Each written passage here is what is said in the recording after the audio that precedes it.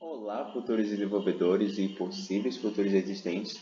Eu me chamo Eloy e eu e minha dupla Crisliane iremos falar sobre Future Driven Development. Tá, mas o que seria o Future Driven Development, vulgo FDD? O FDD ela é uma metodologia ágil para o desenvolvimento de softwares orientada pela modelagem. E ela se baseia no estudo de problemas e no entendimento dos processos interativos para propor soluções. Tá, e qual o principal objetivo dela? O principal objetivo dela é entregar ao cliente um software funcional em um tempo curto. Tá, mas o que seria um software funcional? Exemplo, um cliente ele pede um software com determinadas funções e esse software deve corresponder às expectativas do cliente. Por exemplo, um modo de se comportar, como reagir a entradas específicas, como ele deve se comportar em determinadas situações e o principal, como ele não deve se comportar. Tá, mas aonde surgiu? Quando surgiu? A metodologia FDD ela foi idealizada pelo Jeff DeLuca e o Peter Code lá em 1997, enquanto eles estavam trabalhando em um projeto de desenvolvimento de software lá na Singapura. Mas o mais interessante é que a metodologia FDD ela foi inspirada na metodologia de Code, que foi criada pelo próprio Peter Code. E a metodologia veio a público, né, pela primeira vez ali em 1999, tendo aparição no livro Java Modeling Color with Java Modeling Color with UML, não sei assim que se fala, mas ele foi escrito pelo Peter Code e outros autores. As etapas do FDD se baseiam em 5. A primeira é o desenvolvimento do modelo geral do sistema, que é feito para garantir que todos na equipe tenham uma compreensão clara do sistema que está sendo construído. E isso inclui diagramas de classes, diagramas de sequência e outros modelos relevantes. Após a criação do modelo geral, a equipe trabalha em conjunto para identificar e criar uma lista de recursos, que seriam os features. Esses recursos eles devem ser descritos em detalhes e priorizados com base na importância para o sistema como um todo. Após isso, vem o planejamento e o design de cada recurso. A equipe de desenvolvimento trabalha em cada recurso individualmente. Eles são divididos em tarefas menores e mais gerenciáveis. Assim, fica mais fácil para projetar uma solução para cada recurso. Com o design já completo, a equipe de desenvolvimento começa a trabalhar na implementação de cada recurso, que isso envolve a escrita de código e a criação de testes unitários para garantir que o código esteja realmente funcionando. Por último, mas não menos importante, vem o teste e a integração dos recursos. Uma vez que cada recurso é implementado, ele é testado individualmente para garantir que esteja funcionando corretamente. Em seguida, os recursos são integrados e testados em conjunto para garantir que funcionem bem em conjunto. Se houver problemas na integração, eles são corrigidos e o processo é repetido até que todos os recursos estejam realmente funcionando. A metodologia FDD ela tem uma boa prática, né, que acontece as delegações de função. Ou seja, ninguém fica sobrecarregado com várias tarefas. Elas são divididas em grupos e esses grupos são os papéis necessários que ocorrem dentro da equipe. E como esses papéis são separados? Acontece por cinco separações. O gerente de processos, o arquiteto-chefe, o gerente de recursos, o líder da equipe e o desenvolvedor. Tá, mas o que cada um deles faz? O gerente de projetos, ele é responsável por liderar a equipe de desenvolvimento e garantir que o projeto esteja seguindo a metodologia FDD corretamente. Já o arquiteto-chefe, ele é responsável por liderar a criação do modelo geral e garantir que a arquitetura do sistema esteja correta e que seja escalável.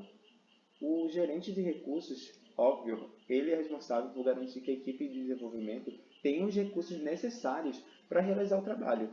O líder da equipe, ele, óbvio também, ele é a pessoa que lidera a equipe de desenvolvimento e garante que as tarefas sejam concluídas dentro do prazo e com a qualidade necessária, já que isso é uma grande questão dentro da metodologia FDD, que é o curto prazo e a alta qualidade da entrega de softwares funcionais. E também, por último, e não menos importante, vem o desenvolvedor, que ele é o responsável por escrever o código e implementar os recursos individuais. Artefatos e dinâmicas são completamente necessários para um bom desenvolvimento do software. Mas o que seriam artefatos e dinâmicas?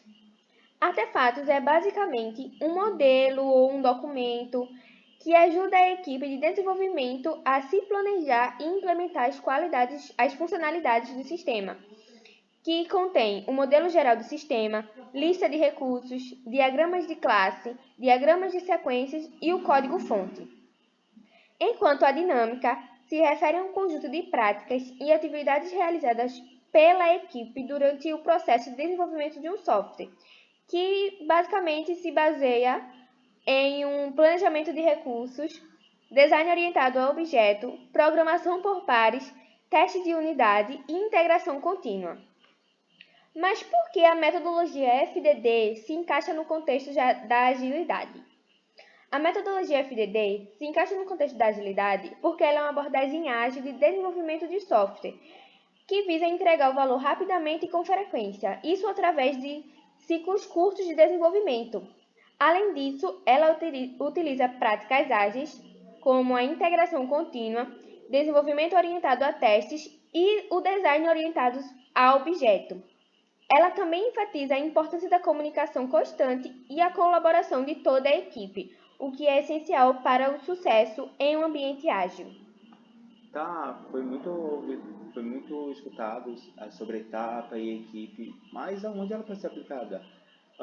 A metodologia ela pode ser aplicada em vários tipos de projetos, desde pequenos projetos a projetos de grande escala e muito complexos, como por exemplo o desenvolvimento de software, desenvolvimento de aplicativos móveis, desenvolvimento de jogos, projetos de desenvolvimento de software open source, projetos de desenvolvimento de software em stand-ups. Tá, mas onde ele se aplicaria em algum deles?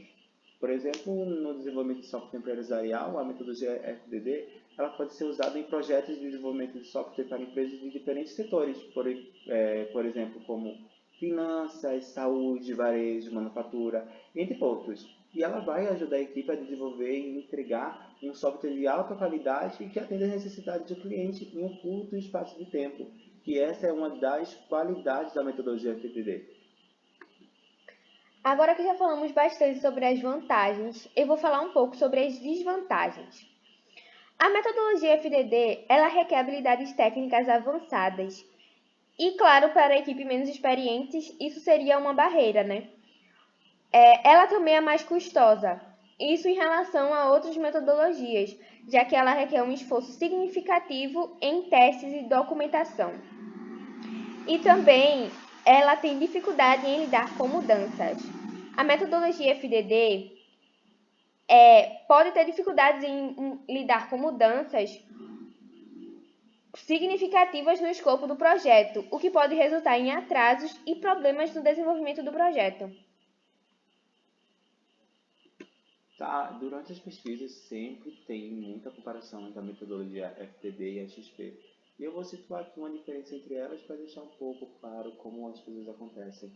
Por exemplo, a metodologia FDD ela enfatiza o gerenciamento de funcionalidades e a documentação formal do processo de desenvolvimento, enquanto o XP tem como foco principal a melhoria contínua dos processos de desenvolvimento com utilizações de práticas ágeis amplamente conhecidas, como TDD e integração contínua. Claro, ambas as metodologias têm vantagens e desvantagens, depende do ponto de vista de cada um e como eles querem projetar o projeto ou software. Por exemplo, aqui vocês podem ver que tem outras comparações, mas no mais é isso. Muito obrigado, espero que vocês tenham gostado e é isso. Muito obrigado, bom dia, boa tarde, boa noite.